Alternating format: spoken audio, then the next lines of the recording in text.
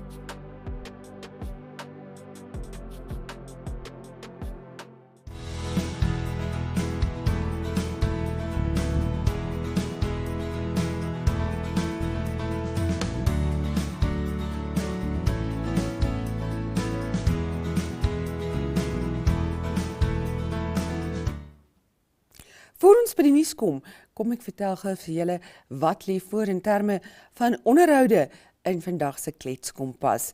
Monique Adams, Namibië Holdings is korrespondent in die suide, het met Danie Loots gesels. Nou, hy is die eienaar van die gewilde Biltongplaas, daar tussen Bethanie en Als. In ons weeklikse insetsel oor nuus uit die suide, kan jy daarna kyk. En dan later in die program, Namibië gons steeds oor die moontlikheid dat ons 'n groot oliebronne het, en natuurlik het ons planne om ook 'n groenwaterstof te ontwikkel.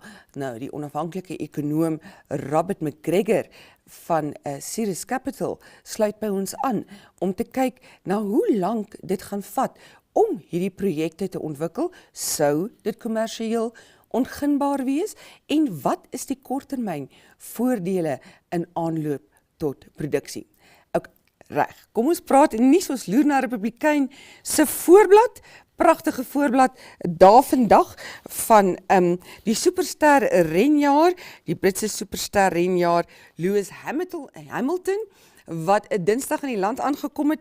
Hy gaan span 'n bietjie daar by Sosses vlei uit. Nou ja, ons weet Namibië is 'n groot gunsteling onder rooi tapuit supersterre. Ons is bekend met Angelina Jolie en Brad Pitt, wat dikwels 'n draai hier kom gooi, Charlize Theron, selfs Prins William, en dan onlangs ook Will Smith. Lees gerus die storie, en hoekom share jy dit nie sommer na jou Facebookblad toe nie, en hashtag iets van Namibië toerisme, kom kuier in Namibië, Namibië is great, kom ons kry ons toerisme sektor weer op die been. Ook op Republikein se voorblad, dit is ons hoofberig vandag, dit gaan oor die onderwyskonferensie wat tans aan die gang is, en opnuut 'n skokkende uitlatings wat daar gemaak word. onder meer dat onderwysers nie voorbereid is om die hersiende leerplan in staatsskole te fasiliteer nie. Henriette Lambrecht wat berig dat geen gekwalifiseerde onderwysers beskikbaar was om die hersiende vakke, en dis nou waaronder beroepsvakke vir graad 4 tot 7 en die gevorderde vlak of AS te onderrig nie, en daar was ook nie genoeg geld om die implementering van die hersiende leerplan te ondersteun nie. Ons blaai so 'n bietjie verder in die koerant. Op bladsy 2 kyk ons na die visradsage, natuurlik die 3 buitelanders uit IJsland wat ook glo betrokke is in die skandaal en die feit dat daar steeds onsekerheid bestaan of hulle aan Namibië uitgelewer gaan word in die saak. Ons stellende nuus op bladsy 3, Transnamib se werkers wat ook gaan stem oor 'n staking.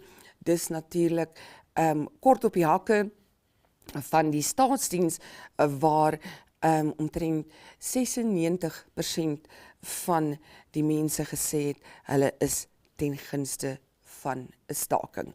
Ja, dis wat nuus aanbetref in Kletskompas. Ons vat gou 'n breek, dan loer ons na die sportprent en dan luister ons na Danie Loots.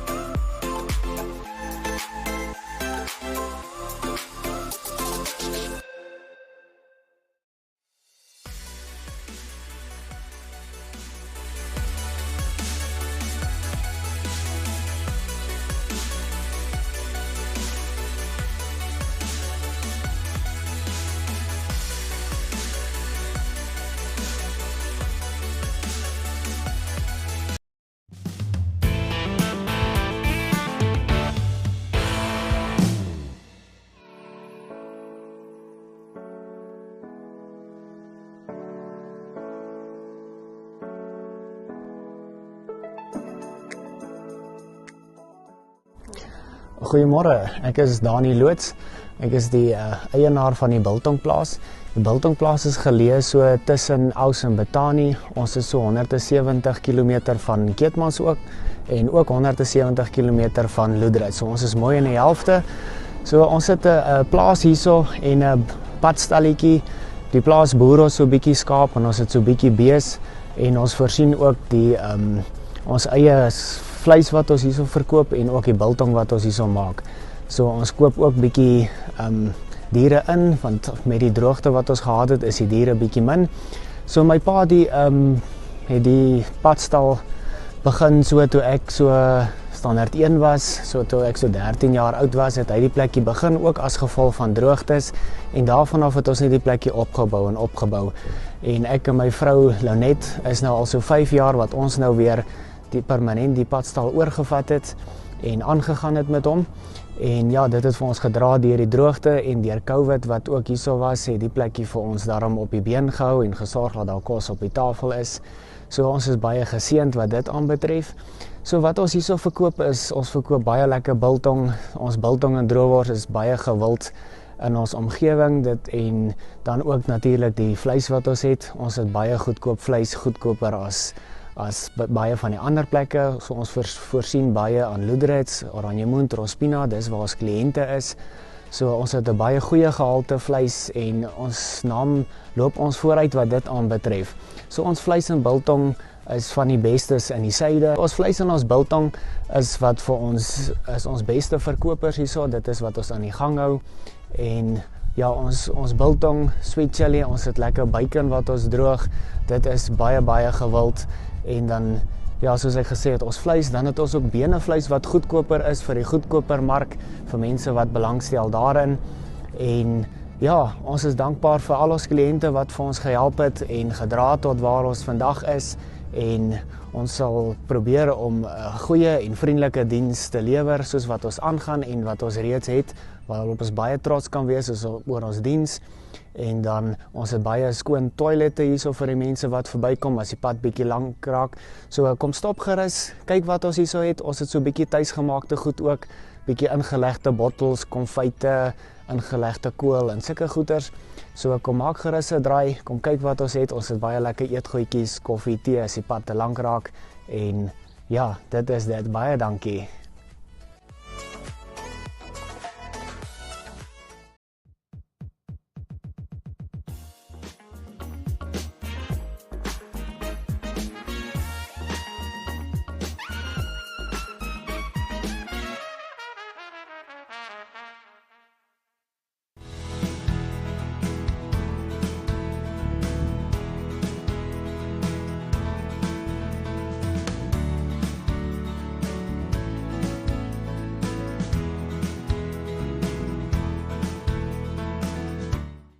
Obviously, Namibia very, very excited about the announcement of a possible oil production future, but that too isn't going to happen overnight. In terms of timelines, should we be able to pursue oil production, what timeline are we looking at? And in terms of revenue, etc., what will be the benefits in the run-up to production? So there are a lot of variables at play. It obviously depends on the complexity and size of the sites that are being explored at the moment. So those will determine firstly if it is commercial, and if it is commercial, how easy it is to extract, what level of technical difficulties may be faced, and that could have a large impact on the timelines. But in addition to that, I think what's been positive to see is that there's been a big push by government so far to be very supportive of this.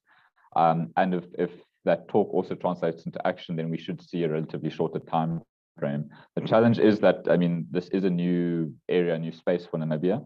And so, I see there's talks of potentially maybe in the next 4 to 5 years. I think that's very optimistic. More realistic, at least 6 to 8 years. I think that's somewhat more reasonable. There are countries that have gone much shorter, but there are countries that have done much, much longer. So I would like to think the next 6 to 8 years would be far more reasonable. Should we have a confirmed commercial discovery.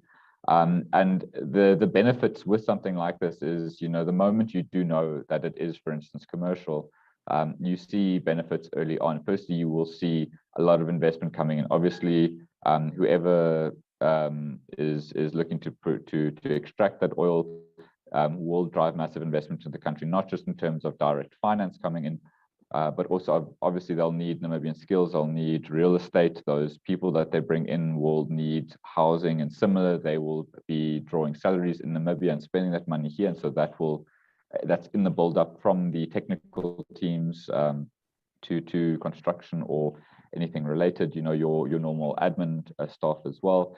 And in addition to that, the potential wealth that something like oil could drive sees other people positioning for that. So you will have other industries saying, all right, well, there might be a potential now to look elsewhere.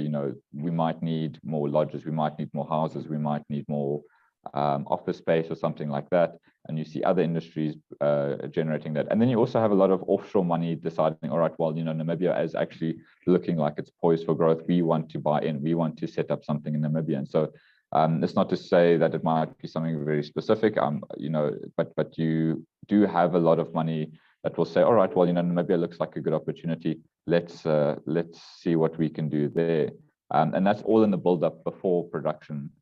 In terms of fiscal revenue, that's not the big driver. You will see added benefit. Obviously, a growing economy drives domestic tax revenues, which is great in terms of VAT, personal income tax, company tax, and similar. But the real big boon for government would be if we do stop producing, given the royalties, firstly, that government would receive, as well as the corporate taxes, potential additional corporate taxes through the sliding scale, depending on profitability. That's more towards the later years and depending on the oil price. But those could drive huge revenues for government, depending obviously on the size and scale of production, should there be any.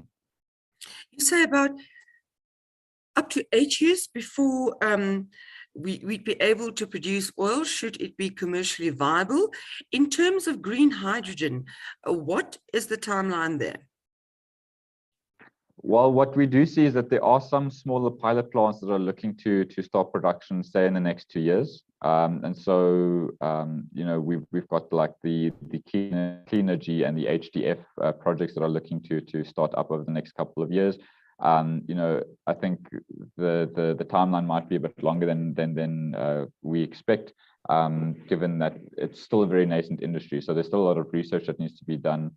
You know, you've got your environmental impact assessments, your scoping reports and similar, then you need to start on your construction, feasibility, then construction, and then take it from there. I think the large one that everyone obviously is very well aware of is the Hyphen one. And there we think, you know, the project might have massive potential, but I think the timeline might be, isn't as clear as I think many seem to believe it would be. There we're looking at something, you know, quite a few years away. So nothing in my view, nothing substantial, nothing massive, or of the scale that we see reported quite often in the next 5, maybe closer to 10 years, given, you know, the area that it is looking to be done in is still very environmentally sensitive. So there needs to be monitoring in that area for a while. Then you need to do your various impact assessments. They're looking to do scoping reports.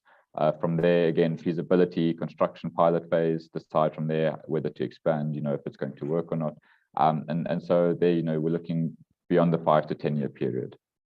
And Robert, should our oil be commercially viable and our green hydrogen projects get off the ground? And the fact that Namibia also is a major uranium producer, as far as the future is concerned, how does this place Namibia strategically in terms of global terms, the global scene?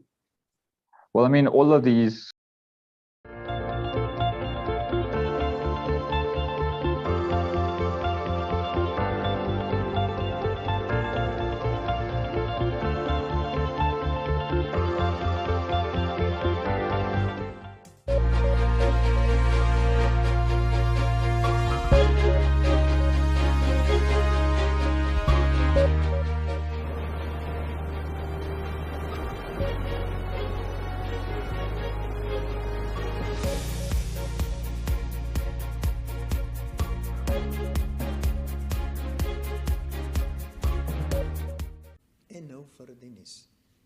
Baie staan bekend as die basiskamp vir vissermanne en vroue langs die sentrale kus. Die kusdorp gaan nou klem op die tradisie lê deur sy historiese galg in 'n beeldhouwerk te omskep. Die kunswerk, wat uit 'n visstok en 'n vis bestaan, kos sowat $40,000 Namibiese en sal amptelik by die jaarlikse Henties Baai visfees op 26 en 27 Augustus ingehuldig word. Die beeldhouer Chris Snyman van Swakopmund het 'n paar maande geneem om die vis van 2,8 meter, wat soos 'n groot kabeljou lyk, te skep. Die vis is uit stukke vlekvrye staal wat weggegooi is geskep. Dit moes vlekvrye staal wees om die weerkorrosie aan die kus te weerstaan. Snyman is ook verantwoordelik om die stok te maak. Hy het gesê die hoek van die stok se buiging moet van so 'n aard wees dat 'n denkbeeldige vislyn gesien kan word wat na die vis lei. Die sal dan op 'n sementpodium gemonteer word wat golwe verteenwoordig. 'n Gedenkmuur sal ook soos golwe lyk. Die dorp se burgemeester Lewies Vermaak het verduidelik dat hierdie deel van 'n toeriste aantrekking sal uitmaak. Die ou strop is in 2020 verwyder na 'n debat oor die lot van Henties Baai se galg losgebars het. 'n Beroep om die galg te verwyder, aangesien dit as 'n rassistiese simbool beskou is deur kampvegters ondersteun. Die kwessie het so opgevlam dat die stomp aan die brand gesteek is. Die galg is meer as 40 jaar gelede opgerig as 'n waarskuwing teen rommelstorting.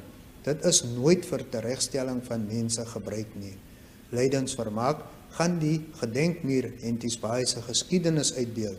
'n Tuin sal ook ontwikkel word met abolisie geriewe. In other news, in a drug-related case, which even the magistrate admitted was different compared to most of such cases, Swakopmund resident Cheryl Green was found guilty of drug possession and sentenced to 18 months imprisonment on Tuesday.